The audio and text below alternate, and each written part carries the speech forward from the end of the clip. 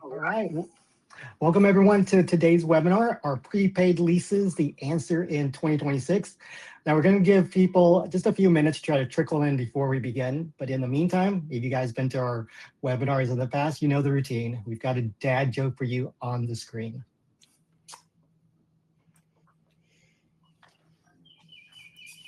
And then you guys might hear some background music, elevator music to pass the time.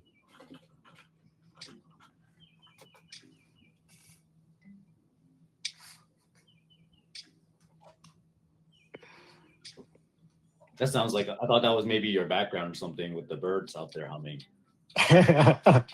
Sounds very peaceful. Yeah, we're going to get into some fighting. We're going to get into some tense conversation in a little bit. So we got to start off, get everyone calm and in the mood, in the right mindset. Find the sun. Cool. So the chat window is open. If you guys want to just chime in, introduce yourselves in the audience, tell which state you're from, what company you're with. I think it'll be great. I think we've got so far over 150 folks have just already logged in already. Once again, welcome everyone that have logged in. We're just going to give people 1 more minute to join. And so in the meantime, just take a crack at the joke on the screen.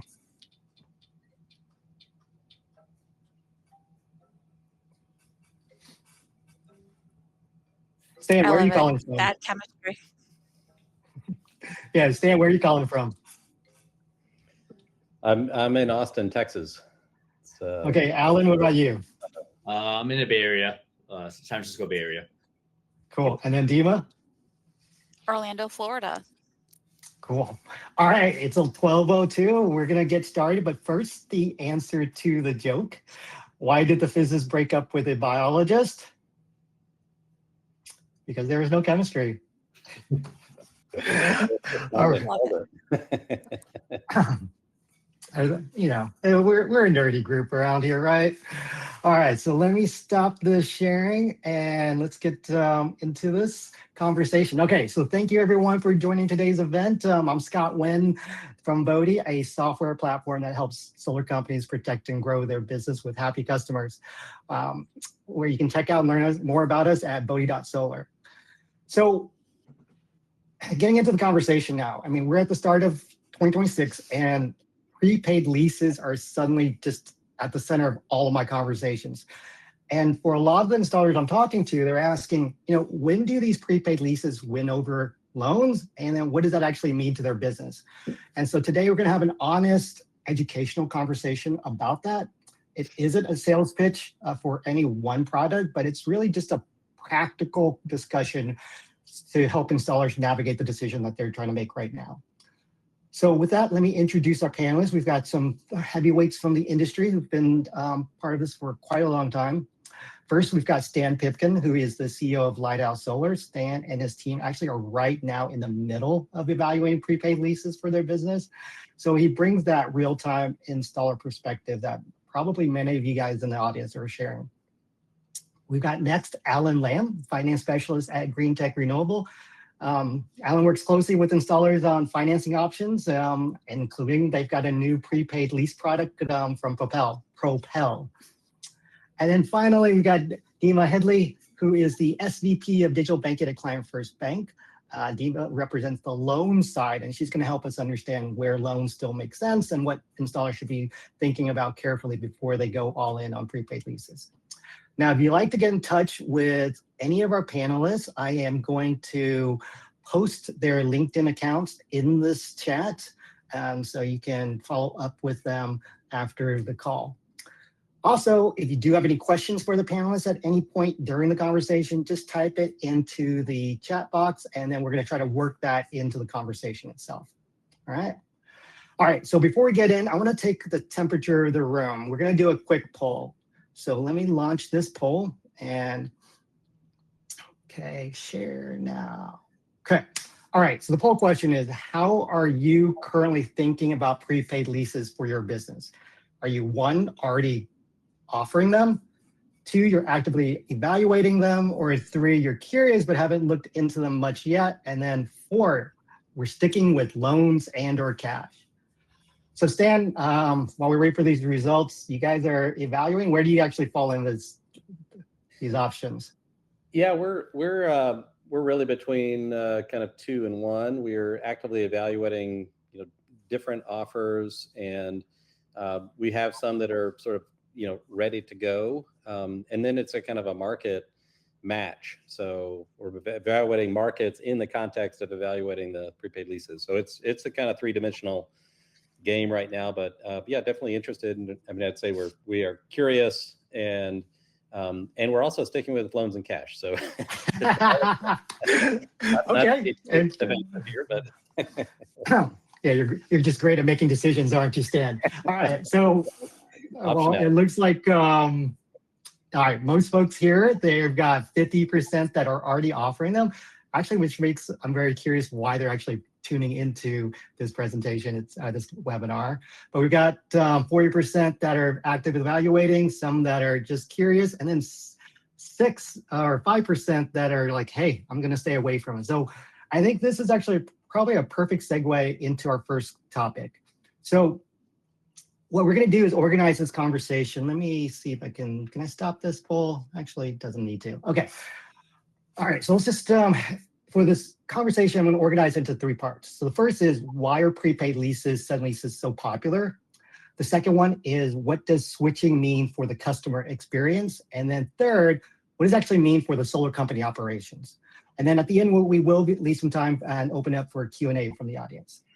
So before we jump in, let me just quickly level set this for everyone that's new to this. A prepaid lease is a third-party ownership structure where the homeowner pays for the PV system upfront, similar to a cash purchase from their perspective, but then a separate entity actually owns the system for the first several years.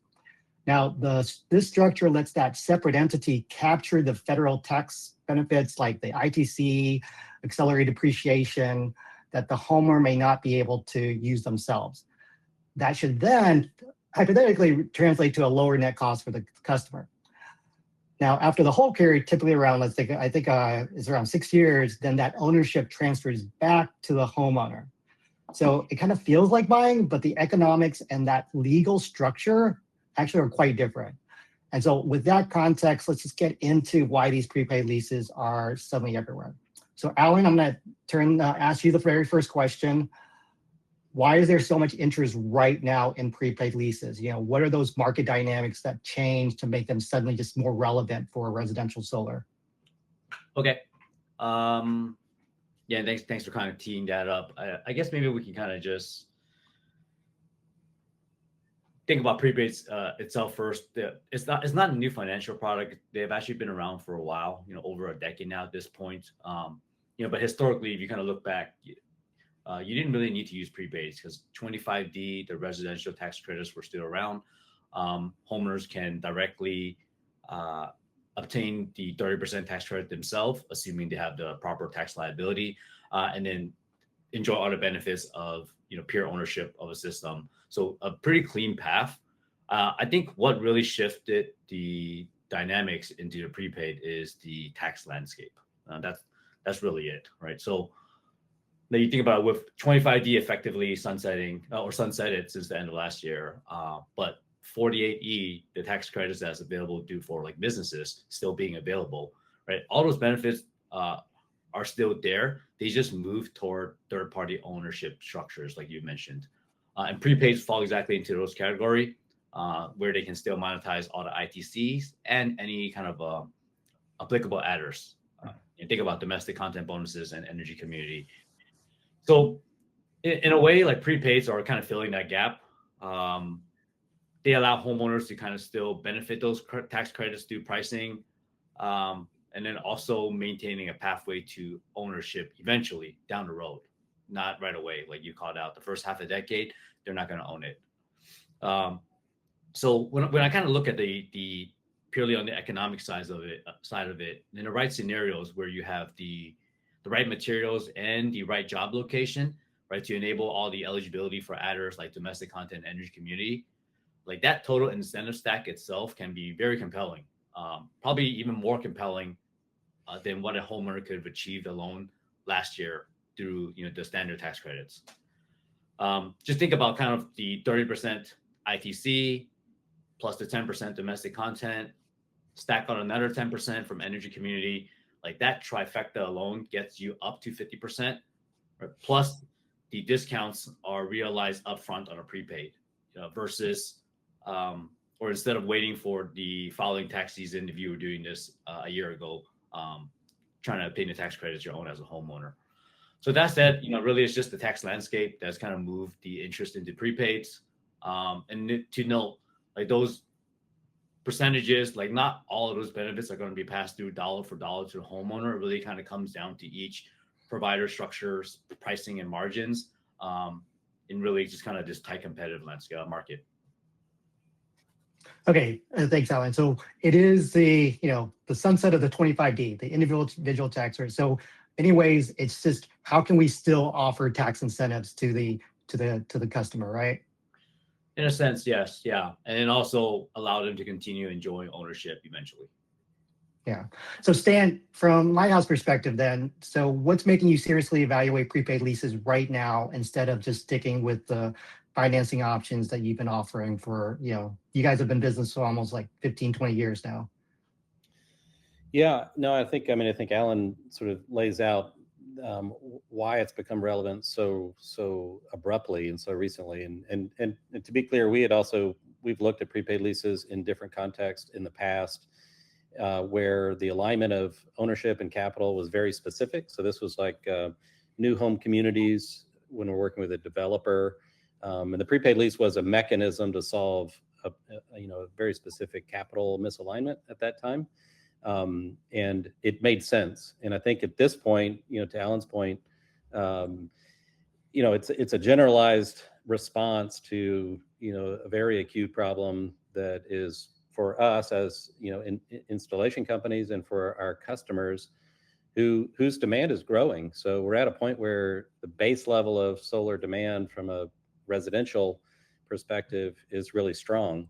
And so we as an industry have to respond to that, both for, just to meet that demand, but also to sort of smooth out the lumps. Last year was, a strong whipsaw of the solar coaster, and the cliff of the end of the year from a tax perspective, and then from a seasonality perspective, just puts a tremendous amount of pressure on any business model that is carefully evaluating how do we move into the next phase of our evolution. And so I think there's the acuteness of the timing is really artificial and very pressurized. And so we're looking at this in an accelerated fashion, both to evaluate, is the residential sector for us and our market really sustainable in the short term? So the long term is not really an issue, it's the short term. And is this a bridge to the next chapter? So we're not seeing this as an overall general solution for in perpetuity, but it's really that strategic bridge. And then the things that it implicates, what are the actual mechanisms we have to take into account and map across our entire business model, now and into the future. So the evaluation is compressed. We have to do it. There's a market signal that's really strong, and if we don't do it, there's a risk of us losing out on something that's really pivotal for this time period. Yeah, and so one of the questions that was asked during the registration process, I think this is related to that, was that the question specifically was, do you think prepaid leases are a sustainable long-term financing model, or are they more of a short-term response to the current tax and policy dynamics, especially since the 48E tax credit that everyone is using for these prepaid leases, and then for actually all TPO products, they will sunset soon. There's all kind of questions about safe harboring and how long that can actually last. But you've got about a 6 month up to maybe 3-4 year window. So how do you see that stand, or did you already answer that? Do you think of it short term? And then maybe Alan, you can touch base on that as well. Yeah, from our perspective, I have to imagine it's short term. It's a complicated structured finance, solution. And I would say the other side of this coin is, our customers are somewhat beleaguered with our industry's antics. And I say that, as part of the industry, like we've come to market with things that we've pushed the envelope, and I think gone too far on some things. And we're recovering from some very strong negative sentiment that's just in the market. It's real, it's unavoidable. And so coming to market as an alternative with a highly complex structured finance derivative effectively is not a good place to be long term. So we imagine this is the bridge. We have to rebuild some confidence in the market and then pivot to a more sustainable model that honestly is ownership at some level, or a much more structured collective approach to a solution. So Alan, if you can keep it brief, do you agree or disagree with what Stan's assessment is? Yeah, I mean, I like the route where eventually we can kind of get to a place where we have a sustainable solar industry that doesn't rely on tax credits and such. I just don't think we're there yet, and I think we need to ramp downwards to do so, not kind of jump, not to kind of just fall off a cliff. I think like we got to define short-term, long-term, the availability of prepaids. I mean, as long as the tax credits are intact and there's no modifications to the tax laws again, I think we're relatively safe for the next 6 months. Yeah, 4 years. No, because I don't think we're going to touch on it here, but every third-party ownership provider out there are already evaluating safe harbor deals, and those need to be executed before July 4th, probably a month. Not going to wait until the last day. And once that happens, it locks in the financial products for another 4 years. So okay, that's enough. All right, that's good. That's to go down. That was good. All right, so then Dima, let's bring you into this conversation here. Everything's been around prepaid leases right now. So why has Climate First Bank chosen to stay focused on loans, and what kinds of customers do you believe loans are still the better fit for? Thanks. Honestly, I think Stan mentioned it a little bit too. So right now, Climate First Bank, we're focused on intentionally being borrower-owned solar, because we believe its ownership delivers more transparency and flexibility and long-term value, right, for the homeowners, also the installers. Right now, this is a short-term solution, honestly, with the tax credits that they can use. But to have your business grow and continue, you want to have that long-term solution. Most of you know, as you're rolling out something new, it takes time to adapt and adjust to it. By the time you're adjusted and adapted, it's going to change again. You're going to have to readapt. Alan shared that this has been around for a while, and it has, right? We've seen customers go through experiences. I actually had a customer that was evaluating a prepaid lease option or a loan, and they decided to go with the loan because of the transparency, no prepayment penalties, but also 7 months in after they did their loan, their product, they actually got a job offer in a different state, and they had to move and sell their home. So if they were in that lease option, they would have to either go through different complications on trying to transfer the home or that lease to that new owner. Where it was with the loan, it's fully transparent. They can include it in the sale of the home, and it's a smooth process, right? So it makes it a little bit easier in that aspect. Cool. I mean, so that's actually just the perfect lead into the second topic that we want to cover, which is the customer experience side of this. So, and if you're an installer thinking about offering prepaid leases, really what we want to try to figure out is what does that actually mean for the homeowner? Stan, you guys, Lighthouse has I think a 4.9 Google review, somewhere around there. Working on it. It went down from 5.0, I saw last year. But like I said, you guys have been around close to 20 years. A lot of this was cash and customers with some loans. So as an installer now, thinking about offering prepaid leases, like a TPO product for the very first time, what are the biggest customer experience questions you want to get answered before feeling comfortable presenting them to your customers? Yeah, I would say maybe just a quick note to build on what Dima says. The version of the prepaid lease that we're looking at now that's coming up, it's quite innovative. So it looks to the market to say, hey, the solar industry, took it on the chin with the tax, changing the tax landscape, and we come back with something that it's innovative, and the market will survive. So that's actually quite positive. And we look at the opportunity to use that. So it's not just a bright, shiny object, but it's something that is viable now and it's compelling in many markets across the U.S. So we would use that to open up the conversation that's really built on transparency.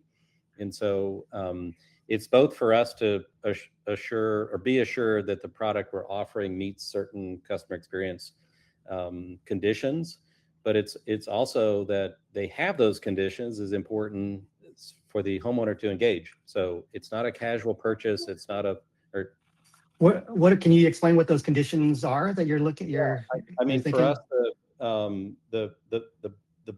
the term of the prepaid lease, legacy leases were sort of 20 to 25 years. Now they're shorter, the 6 year. And so what happens at year 6 exactly, and what does a customer expect? And specifically, what is that transfer to ownership? What is the mechanism, and does it cost something? Should they expect to pay something, and roughly how much? And so what does that term contractually look like?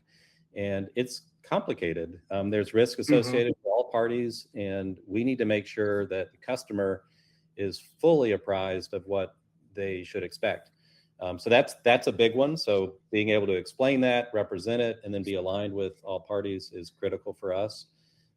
The other one, honestly, and I think there's a set of things in here that's bundled into what I would call kind of the total lifetime experience with the system. So selling your house, I think to Dima's point, like unexpectedly, you've got to move, and then you've got this sort of liability that you have to just clean up. It's not impossible, but it may cause friction. So if somebody, is a young first-time home buyer and they want to do this, and they expect to move, or we demographically would anticipate them moving, that's a problem. So we need to make sure they understand that. If somebody just says I'm stable and I'm good, then it gives us a little more assurance. The other thing that's a function of that, I would just say, and we can talk about it more later, is just what are the expectations for the system architecture to change over time? Our experience in the last almost 20 years is that every customer has come back to us with some set of questions, and many of them, replace, build, augment, change the system in response to new needs. And this mechanism is a bit more restrictive in your ability to do that. Not impossible, but needs to be very thoughtfully considered. Okay. So I'm gonna go back to that one of the characteristics, or one of the points that you made, which is like that transfer back to the homeowner at year 6. So Alan, I've actually heard and read that the transfer back to the homeowner at year 6 actually can carry some risk with the IRS, especially if that lease is later viewed as a disguised sale. Especially when there's folks marketing it, suggests like it's $0 or $1 transfer, but the contract actually specifically says it should be fair market value based. So given that, how should installers, let's say you're trying to explain this to Stan, how should Stan explain this risk to customers clearly and responsibly as well? Yeah. And maybe just before I get into that too, I was just thinking on, both Dima and kind of Stan's comment on like if a homeowner is going to move in, the next year or so, like does a prepaid make sense for them? And I was just thinking about that, and it's kind of a toss up because, we're thinking about the simplicity of like transferring the asset, during the home sale process. I think it can kind of go both ways. Like on a loan, sure, you're transferring like an ownership system, but you got to qualify for the loan. But then on a prepaid, you're transferring a lease agreement that's already prepaid for. There is no qualifying for it. So I think that's kind of like the pros and cons you can kind of think of for a homeowner there. Anyways, to your question about the disguised lease piece, couple thoughts, and I probably should have started this earlier too. Like I'm not a tax professional, by the way. Like I'm just speaking what I see in the field. Like huge disclaimer on that. Yeah. But all right, but like these prepaid structures are kind of generally designed so the provider itself owns the system for at least 5 full years. We've already kind of distinguished that, right? They have to hold it for 5 years, 5 full years, in order to kind of monetize the complete tax credits and depreciation. After that period, there's an option for a homeowner to purchase the system. The key point is like in most agreements out there, depending on different providers, that transfer is based off of a fair market value at that time. It's not fixed at $0 or $1 or something like that. And that's kind of intentional because like if you predetermine a kind of tiny nominal purchase price up front, then yeah, it can start looking like more like just like a sale or this guy's lease, as we just call it here. So that's kind of when it gets a little bit murky and where things can get a little tricky. Really, I think it's just how it gets communicated. You know, if installers are out there offering this product to the homeowner and the contract clearly states fair market value, but the customer thinks that they're going to obtain ownership of the system at no cost, maybe because there's a separate marketing collateral or whatever there is, and the mismatch and confusion, then yeah, that potential risk does comes in. So I think it's just look at the agreement. There's different variations out there. Some will define it more as just like fair market value broadly. I think some have specific language where it's like, hey, we'll use the. I know a couple of prepaid providers state explicitly actually in their agreement that it'll be fair market value minus any kind of unused prepaid credits, prepaid energy that you've already paid for. So that really kind of discounts the out-of-pocket cost at the time of transfer. But again, that's different from guaranteeing it upfront at no cost. So long-winded like way of saying like from an installer standpoint, I'm just thinking like the cleanest and probably the most responsible way I would frame it is like hey, after 5 years, you have the option to purchase the system.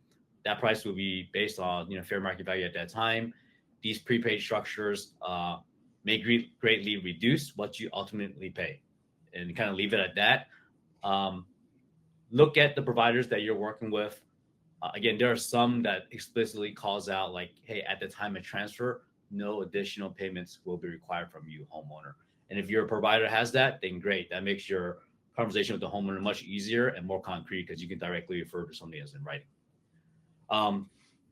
Based on that, though, like, ultimately, this kind of tax and structuring risk, it really sits on the prepaid provider if there's any kind of recapture risk in the future.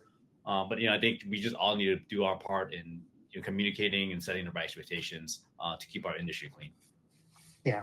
So, Dima, when you hear that, I think I come from the customer experience world and think about the homeowners a lot. And so one thing I think many installers sometimes underestimate is just how much homeowners just value simplicity. So when you compare loans to prepaid leases, what are those customer trade-offs? What customer trade-offs do you installers need to think about and explain more carefully? No, absolutely. And I think Stan actually said it right. It's a complicated situation with leases, and trying to get a sales rep to explain a product and make sure the consumer understands, especially with customer protection policies in a lot of different states out there. It's one of the biggest things that installers are underestimating. Homeowners want simplicity now, not just later too, not just at the point of sale. So for example, with the loan, it's straightforward. They can have no worries about like if they cancel the loans, the prepayment penalties, things like that, having to transfer it. Alan, you mentioned that they have to get pre-approved. So for example, Climate First Bank's loans, they would just include it in the sale of the home. So the new owner doesn't have to be pre-approved. They'll just be purchasing it with the loan, right? So it's not like a transferring to the homeowner. We don't do those aspects of it.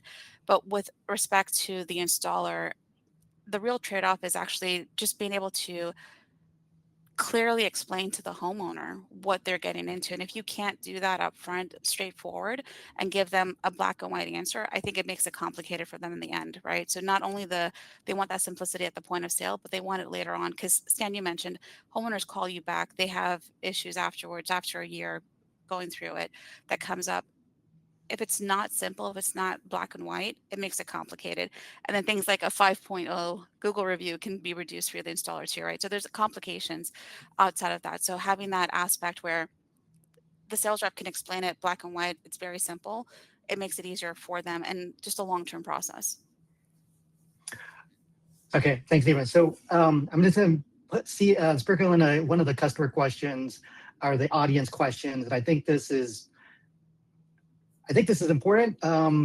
And to make sure this is clear, going to you, Alan, the question is from Barry Cinnamon here. TPO providers have to make money.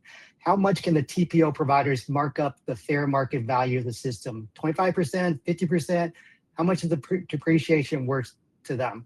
Yeah, can you explain effectively how do these how does the lender here make money? Yeah. Without going into like full details like pricing models and such, I think a really simplified way to think about it is going back to the trifecta I mentioned earlier. Just use that as an example: the 30-10-10, ITC, domestic content, and energy community. That's 50% tax credits right there. They are not giving that. To be clear, they're not giving that full 50% to the homeowner as discounted cash.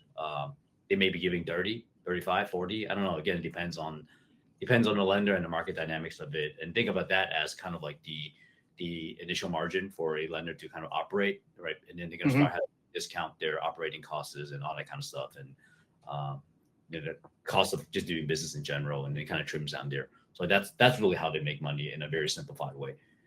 Okay, good. Just want to make sure that was clear for everyone in the audience that might be wondering. So I want to make sure we have a good amount of time for Q&A at the end. So we're going to keep on moving to topic number 3, which is on the operational side of the business.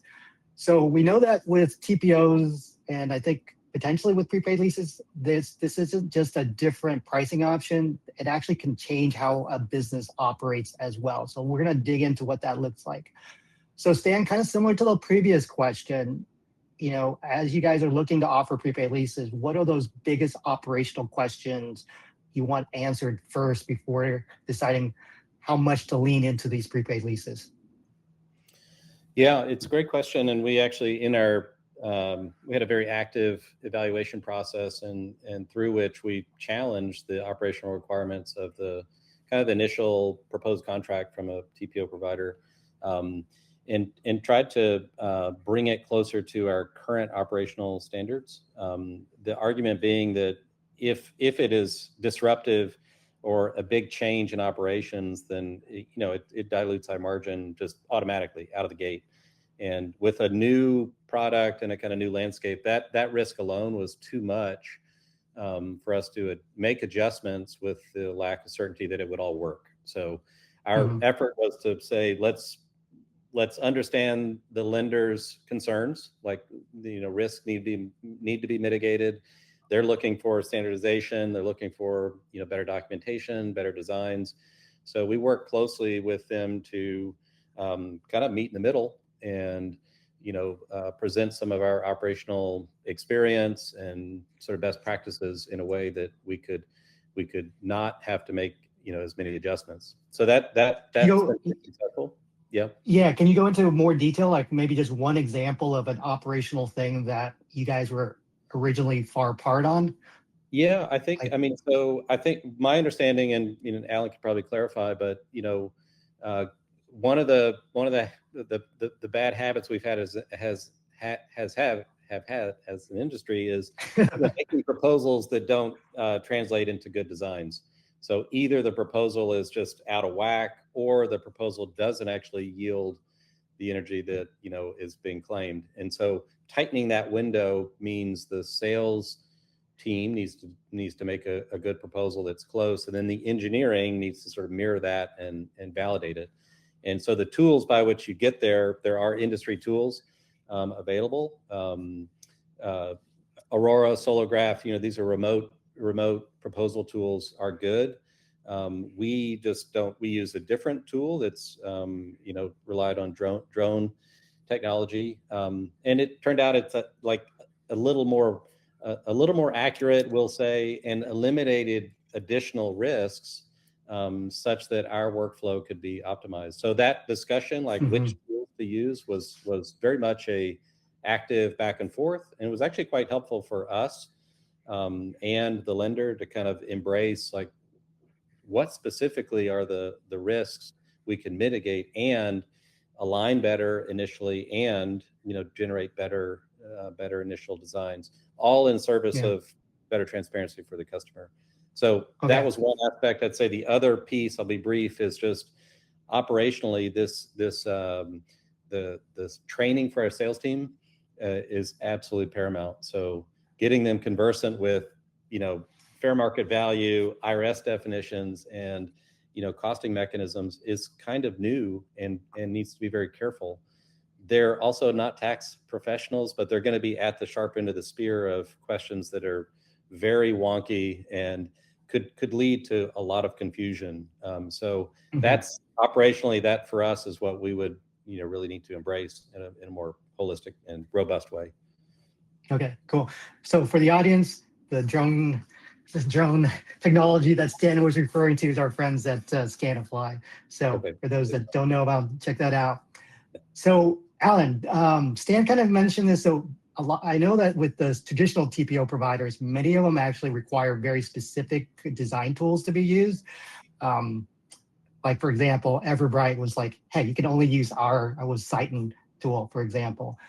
What do installers commonly underestimate operationally across their entire workflow, not just sales, but also on the ops side when they need to start offering these prepaid leases? Yeah, and I think this applies to not just prepaid leases. It's just EPA's releases in general. And by the way, for folks that don't know, I've been kind of watching this chat, and it's so interesting to see the communications there. Like, prepaids are the same thing. It's just prepaying for 25 years of lease payments or 25 years of energy payments upfront. That's the difference there.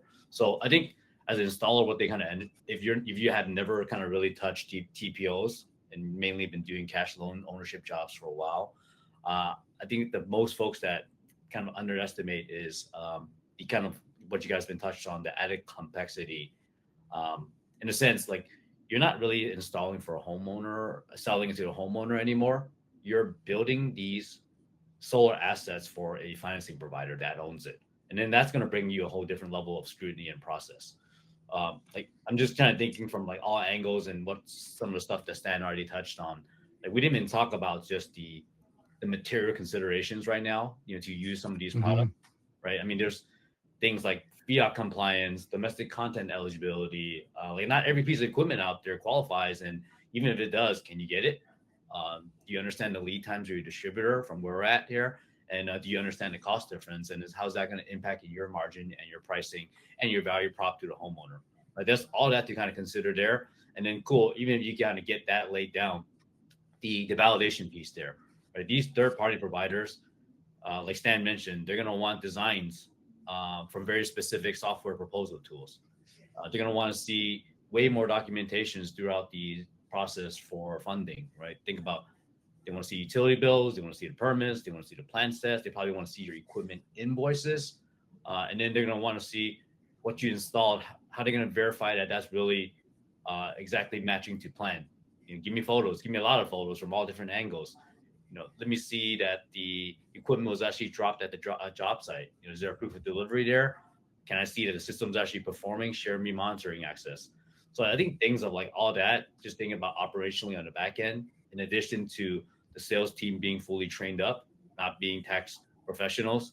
Yeah, I think those are the steps there to that's really critical. And when you're adjusting from a cash or loan operation, all things to consider.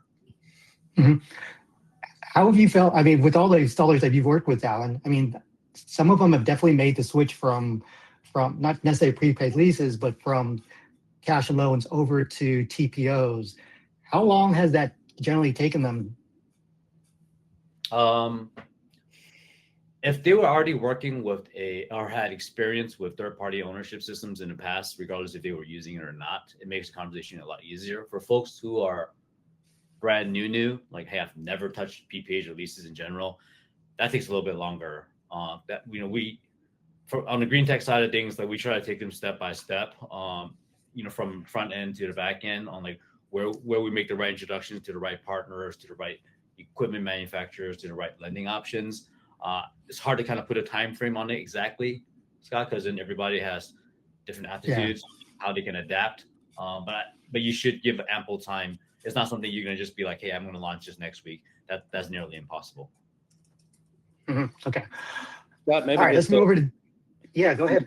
Quick note on what Alan is saying. I mean, the additional kind of, we'll say, burden of documentation and validation, it's actually all good medicine. So for the industry, for the customers, for the operational transparency and kind of continuity of companies, I think that's actually really positive.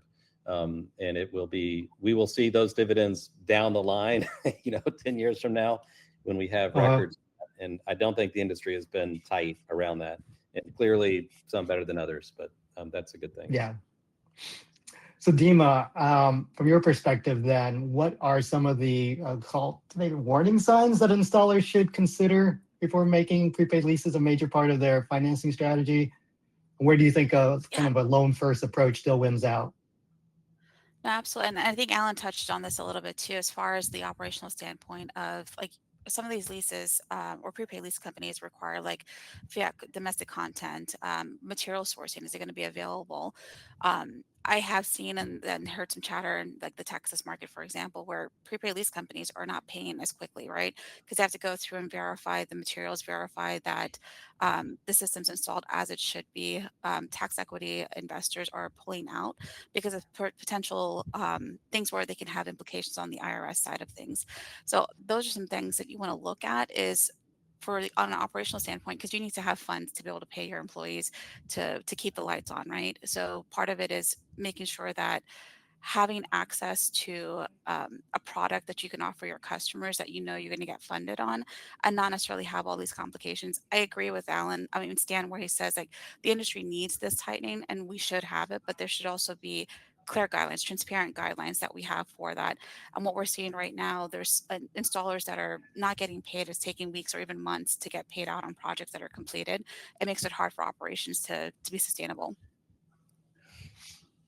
Yeah, we know what happens sometimes with companies that aren't paying as well from last year history, right? Yeah, there's a lot of prepaid companies actually going out of business right now. We see too, right? Or they're restructuring and changing their stipulations on what they need. Yeah, I think to Dima's point there, like for everybody that's evaluating or have already, I was looking at a percentage earlier. I think almost even half were still evaluating a prepaid kind of a provider. Like that's just kind of one of those things you kind of look out for in general, right? If it sounds too good to be true, or like, hey, why is this so loose on the requirements versus everybody else? And that kind of raises up a flag that to do a little bit more digging, because there's probably some reasons to it. Like when processes are a little bit too loose, it sounds great from operational standpoint, but then like, is it too loose to the point where these projects don't qualify for funding, and then you're kind of left holding it back? Yeah, but Scott, maybe just to underscore this, because I think it's there's parallel chatter in the industry and a lot of efforts to say, how do residential companies pivot into commercial, to be commercial providers? And these issues, how do you document? How do you satisfy investors rather than just a customer per se? That's inherent. Like in a commercial setting, you have to do that. It's not coming out of the product. And I think in what we're talking about in large part, what I see in the chatter in the chat room is the additional requirements are just the requirements that have existed in commercial settings for a long time. So this is just the residential dipping their toes in a real way in the commercial world. So it's not like the prepaid leases are additionally burdensome. It's just that the customer is different and you have to meet those requirements. So anyway, I see it as you have to take that into account. Like, do you want to become a commercial company providing commercial services? Because that's what it starts to look like. Yeah, so I understand that. I'm just trying to think about what Alan said, where you really need to evaluate those, the lenders or the providers very carefully. But I'm devil's advocate. I mean, I could easily say like, Sonova, SunPower, Posigen, they were big players. They had their process and then they went under. And so as installers who are always operating on the margins, how can we make sure that these new products are there to keep, will still be there, still be around so that, these projects will get, the funding milestones will get paid, and then the companies can't keep on going. So I think that is a concern that I would imagine I would have. Fair point, Scott. And I think there's no kind of like crystal ball where you're like, hey, I know for sure this one, I'm going to go all in on it. And I wouldn't recommend anybody to go all in with any lenders. Like I think diversification in general is key. Like for finance, like personal finance too, are you going to buy 100% into one stock? Like, no, you shouldn't, at least I hope not. So I think it's more so of like, you do your due diligence, look at who you're working with, what's the reputation and backing there, and then also like, yeah, don't go all in on one lender. Look for your options, and I think we encourage that, and obviously you diversify Mhm. to an extent. Like, don't go signing up for every single program out there, because then now we're talking about operation complexity, and now you're really in for a treat at that point. Yeah. All Uh, right. So, sorry, go ahead, Diva. I was just going to add, like they're saying, it should be leases may have an option on there, right? But it should be used as intentional, not as a default. So giving that customer the comparison or the side by side to make that choice by having that diversification, be able to do that, right? Give the customer the choice to be able to know exactly what they're getting into, to be able to see which option is the best one for them to make most sense. Okay. I would All right. add just one note there, and I think this is something that's I haven't really seen as written into contracts, but let's just say a lender pays the bill on the front end, but then goes out of business and can't service it, and then there's some clunky transfer, from a servicer perspective. If the installation company can, if there's room to negotiate the O&M contract and get paid for it, they take some of that risk, obviously, but it's also gives them, more agency in the long-term relationship with the customer, and can kind of mitigate some of that risk of the lender, failing after year 3 or year 2 or something like Mhm. that. So I think there's other ways to approach this where we have a stake as installation companies, but we need to exercise that muscle. Yeah. And so on that, Alan, with the prepaid leases during that 5 to 6 years, the O&M is covered by the lender. Is that generally with a third party, by the lender? How does that work? And is that a selling point to customers generally, do you think? I think so. So during that first 5 years, is owned by a third party. We've already established that third party is responsible for O&M, and even production guarantee to an extent, if it's stated on the agreement there. I think, Mhm. and again, just to not mix up the languages here, because we're using like lenders in a sense. Like the lender, Mm. it could be it could be a prepaid provider, but it could also be like the lender that's used to pay the prepaid, and that kind of adds another layer of complexity as well. Happy to dive into it if needed. Um, but I think, yeah, after the ownership is transferred though back to the homeowner, then for most part of it, the liability of maintaining the system kind of falls away from the provider, and it goes back onto the owner as if they were to buy it as a cash due anyways. Okay, got it. Great. So let's move to the Q&A. We've got, we kind of went in, we've answered the questions during the talk, but let's go into some more Q&A specifically. There is one here. So if you guys have, audience, if y'all have questions for the panelists, just pop them into the chat. We're going to try to get to them as best as we can. So one of the questions that was asked by Jeff Orem early on was, how are RECs handled on prepaid leases? Who owns them for how long? Yeah, I think Alan, do you know that?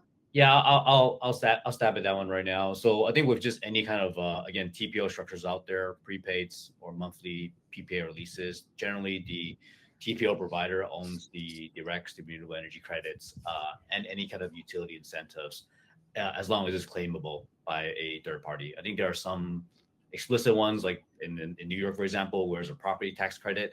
Like the TPO can't claim that, but then generally if they can, they will, and then in turn, their pricing model would reflect that in whatever that is for the homeowner upfront.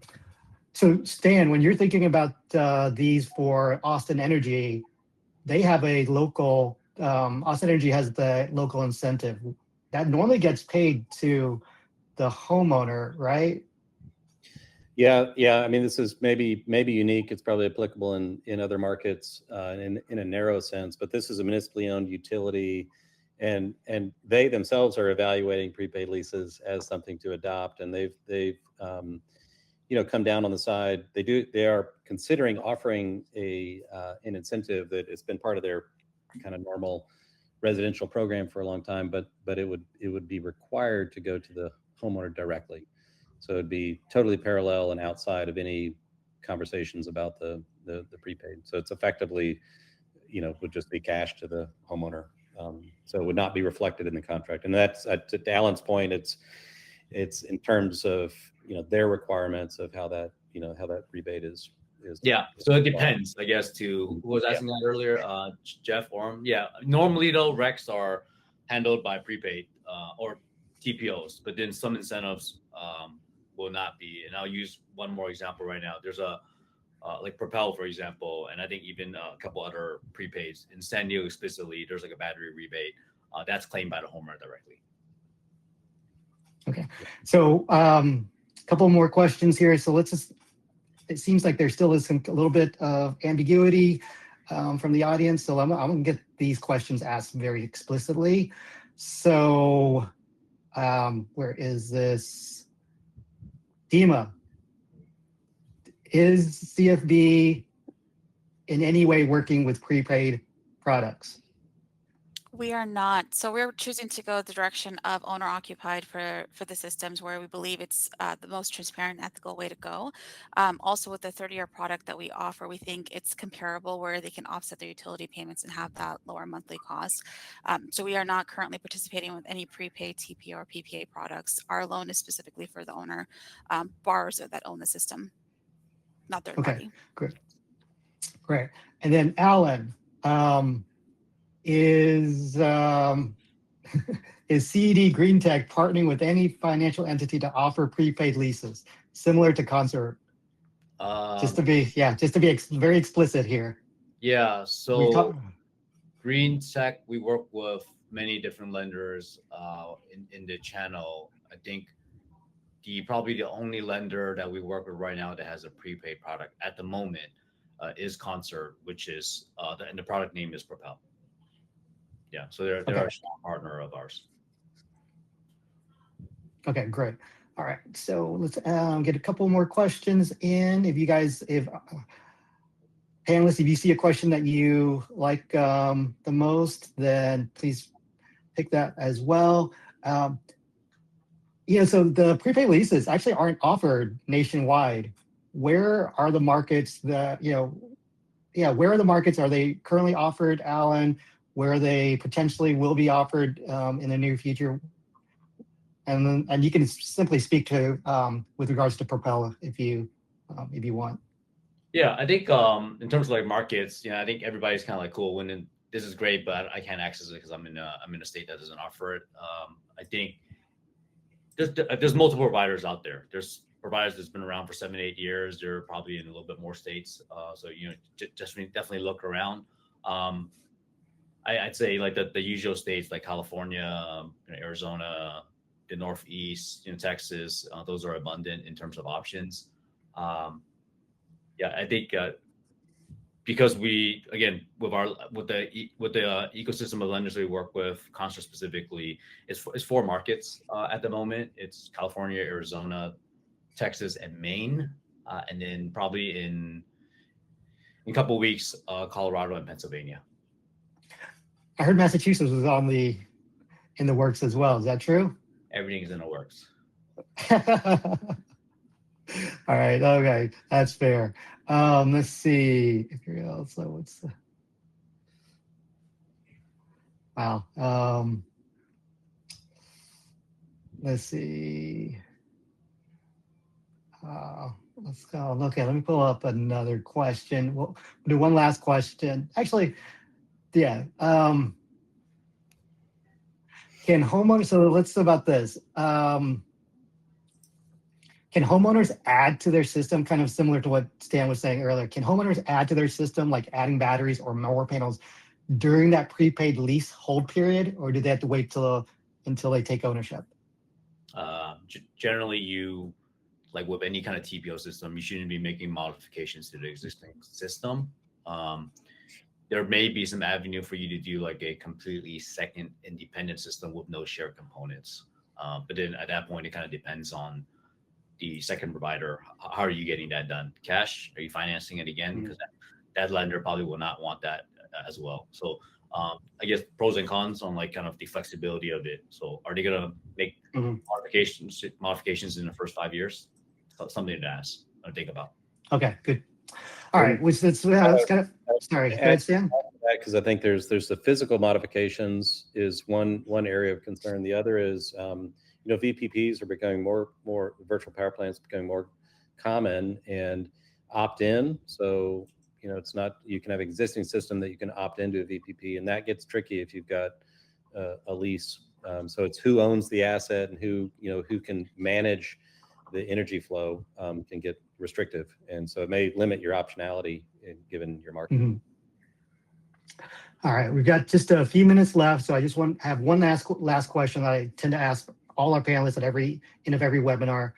So given everything that we've discussed today, what's one very specific practical thing that any installer that's listening right now can go back and do this week just to make a smart decision about whether and how to offer prepaid leases? Stan, what's your advice? So I'd take the long view, and I would say address the value of your existing portfolio as a future source of revenue, and compare that to how a lease portfolio would perform for you. So kind of look at the net present value of your current customers and the things about, service revenue, add-ons, referrals, what have you, and compare that to how it would work in the confines of a prepaid lease, portfolio. Mm-hmm. Alan, what about you? It's gonna sound like a plug, but it's real. Go talk to your local. Go for it. Yeah, go talk to your local green tech. Really, like distributors like green tech, we kind of sit at the intersection of equipment, financing, and execution. So like all those questions that everybody have in the chat, you want to kind of sanity check your business plan, like come talk to us. Like we have our offices, our warehouses, and we have multiple folks from different departments and can kind of put them all together for you. Sounds great. And then Dima? I would encourage installers to reframe the conversation from what's the easiest way to sell to the homeowner to like the best long-term outcome for the homeowner, right? Build a true side-by-side comparison, loan versus prepaid leases, and walk through it with your team and your customers to make sure that they understand it. And it's going to help you in the long term. It's not just about the monthly payments, but the total cost, what happens when the customer sells the home, or who controls the system long term. And if you make that comparison, you're able to do it. You're just giving it a clear solution and make it easier for yourself as well as your homeowners, your customers. Yeah, I think Okay. there we do that at over at Green Tech Finance. My team there, we run these comparisons for our customers every single day. Are you a payment chaser? You want to look at PPAs and leases. You want to look at prepaids. You want to look at ownership with discounted equipment, because you got to think about the equipment premium cost stack there. Like we can run all that together for you guys side by side. That's how we that's why we're employed. Awesome. Okay, cool. We're actually close to the end of the hour. And so I just want to say that this has been a very awesome conversation. Hopefully you guys have enjoyed this discussion as much as I have in moderating it. I'm sure the audience has a ton of follow-up questions just based off of what is going on in the chat. If you guys want to contact the panelists, here again are their LinkedIn accounts. Feel free to reach out to them. And then finally, I just want to thank all you guys in the audience for joining us today. If you guys like this panel, let us know. If you have a topic that you'd like us to explore in the future, just send me a note on LinkedIn. And then finally, before you go, if you do need a break after all this financing talk, the team here at Bodie built a little fun game. We call it the Solar Defender game. Go check it out. Try to beat the high score. I think a couple folks at our friends at Civic Renewables have the 2 highest scores on there. They probably spent a little bit too much time one day, but go ahead, play that. From there, check out Bodie.solar to learn more about Bodie. But with that, everyone, thank you again for joining us today, and have a great rest of your week. Hey, Scott. Thank you, guys. Will you make what's up, Stan? available? I think there's a lot of great questions in there and great commentary. Is that also available with the recording? We'll find out. Okay. We'll see how much I can figure out about Demio. If not, I'll ask Claude or Chat or one of those AIs to help me out. All right. Cool. Excellent. Thanks, everybody. Thank you, everybody. Thank you. Bye-bye. Bye. Bye. Oh, yeah. Bodie U.